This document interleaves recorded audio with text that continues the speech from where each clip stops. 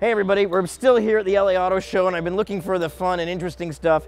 Concept car-wise, there hasn't been too much that's really caught my attention, but this one here has. This is in the Mercedes booth, and it's actually been in a few other auto shows before, but I think it's worth pointing out because it's pretty strikingly different than most of the other cars here. It's called the Mercedes Simplex Vision. I think they actually just refer to it as a sculpture because I don't think it was ever intended to actually be rolling or mobile in any way. In that sense, it's kind of like some of those 60 roller show cars, these show rods that were just built for looks. It was just like an idea or a concept rendered automotively, and this is the same idea. Essentially what this is, it's a re-envisioning of a 1901 to 1909 Mercedes car called the Simplex.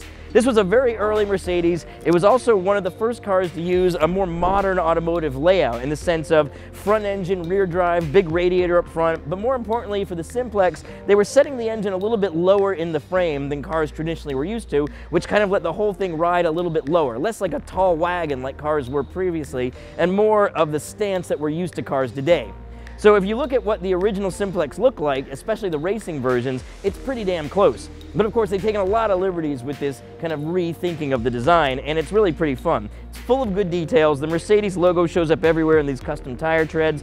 The thinking here is it would have, I guess, in-wheel hub motors because it's not really clear where it would be motorized, but it looks like in-wheel hub motors. I imagine batteries are imagined to be stored in here. They've replaced the radiator with this giant LCD screen, which kind of occasionally has this weird pulsing, breathing kind of motion, which is a little unsettling, but it is pretty cool.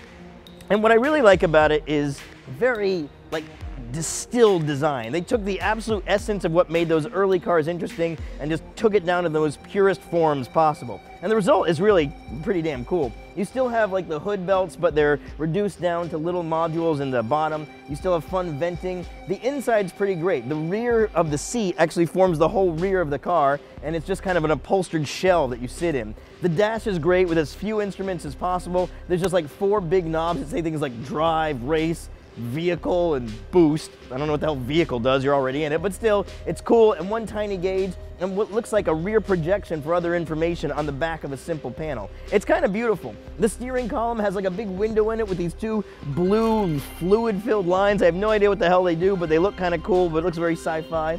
The taillight integration is cool, it's just a little strip here. And then of course the thinking is maybe they built this to sell expensive bags because there is a really fancy bag, a cylindrical bag mounted at the rear here, which is acting like in place of where a trunk would be.